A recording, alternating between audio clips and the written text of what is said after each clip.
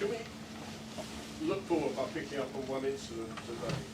At 0-0, Kovacic ran into the penalty area and appeared to be infringed, appeared to have his shirt pulled, still got his shot away.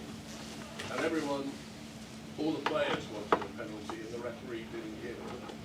Is there a reluctance to give penalties for deliberate half fouls that stop a player scoring? Shouldn't that be a penalty? Well, I suppose it's the balance that the referees have got to strike. There's, on the one hand, there was an argument that they were giving penalties that were too soft, but on the other hand, then maybe the flip side to that is you don't get the ones that you're talking about. So, yeah, it's a tricky one. I've got enough problems myself without worrying about what the referees' problems are, to be honest with you. But we obviously wanted a penalty in that situation. Alex Aljo, Premier League Productions. Hi. Just looking ahead to the Nottingham Forest game, how wary do you have to be of a side fighting to stay in the Premier League, desperate for points every game? You always have to be wary in the Premier League. You know, you can't say on the one hand that it's the greatest league in the world and then think there's easy games.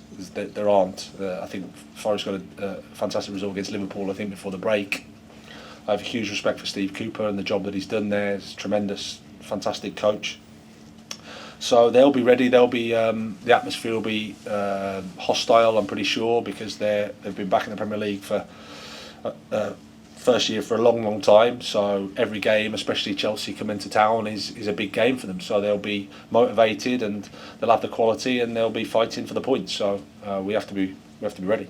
It's the first game of a new year. What do you hope 2023 has in store for Chelsea? Well, we want to keep improving. That's a simple answer.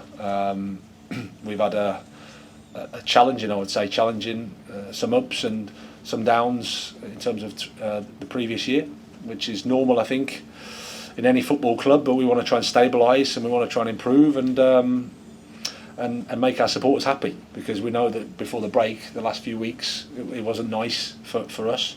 Results suffered and performances weren't where we'd like them to be, so we have to do better than that. Adrian and Gary. Graham, you also had to deal with Reece James before. You had about one spell where you had to try and find a solution to deal with that. Can you just talk about how difficult that is, trying to reshape your team to cope without somebody like him, and almost what you learned from that first spell of having to deal with that in case you have to then do it again for another extended period of time? Well, I mean, if you go back to the Newcastle game, we had no Kepa, no Reece, no Wesley, no Ben Chilwell. We lost Mark Cucurella overnight with illness. We lost Ruben Loftus-Cheek after 2 minutes. No Kante. Lost Aspie after 20 minutes. No Raheem Sterling. And that was just the period that we were in, you know. So, and we've still got quite a few guys unavailable. But that's the challenge of the multiple competitions, the multiple games in a short space of time, with the World Cup coming up. I mean, the one thing that I reflected on over the time is just when Ben Chilwell, for example, gets injured, and the effect that has. You know, everyone else is looking. You know, could I be next? You know, could I miss the World Cup? It's difficult.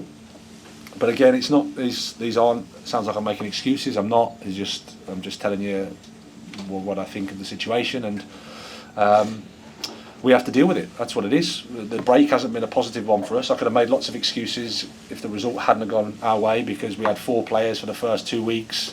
They're dripping back in. The break that you think you have to work with the team is not there because you haven't got the players, etc., etc. But as you said, there's no. You can't make those excuses. You just got to win, and we did tonight, so that's good. So some of those names that you mentioned from the Newcastle game obviously are back and available. So in terms of dealing with Reece being out, just having a few more of them back, just give you a few more options, and maybe might be a little bit easier.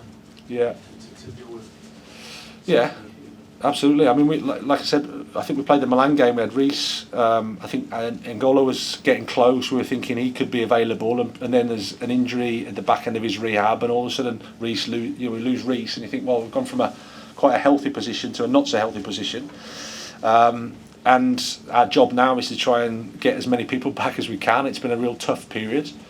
as challenging as has been, I would say, in my time as a coach. But we're at Chelsea, and people don't want to hear those reasons, stroke excuses. You've got to get on with it, and we've got to try your best to find the answers. Okay, 2 more and we're done. We'll do Adam and then Tom to finish. I just want to ask you about Zakaria. He didn't play too much in the first half of the season, but he's come to Ben and done fairly well. Do you feel he's going to be a player who maybe steps up in the second half of the season now he's adapted and he's going to integrate into what you do? Yeah, I think Dennis, whenever he's played, has not let us down. Played in the Champions League against Zagreb, I think, and scored. So he's shown his quality. I've said before, had to be patient. We had some good options in the midfield, and you have to remember we didn't lose, I think, for the first few games. So it was hard to for him to get that opportunity. But he's remained professional and worked really hard, and that's why he gets his rewards tonight with I thought a decent performance and a contribution to a win. Can I just check, is Matteo and Hakim going to be back for Forest? What's the situation with Eddie Mendy? Both of those guys will be back. Mendy, we're not sure. We'll see how he is over the next few days. He's had a problem with his bone here that he picked up at the World Cup, so still a little bit of time. Last question, Tom. Graham, you just listed all of the injuries that you've had to contend with here, and a few of them are the setbacks with Wesley, Reece and Ngolo.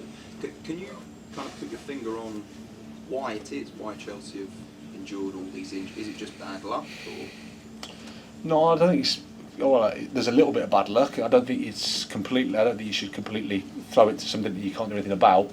There's an element of luck, of course, and then there'll be other things, like I said, that happen. But that's for us to try to learn from and get better with. But again, it's been a challenging season. I don't know how pre-season was, so I wasn't here, so I can't comment. And and then, yeah, sometimes you have these... I think Liverpool had a period similar earlier on in the season. It can happen, especially when, like I said, you play in so many games in a short space, and without knowing the full extent of pre-season, it's hard for me to comment.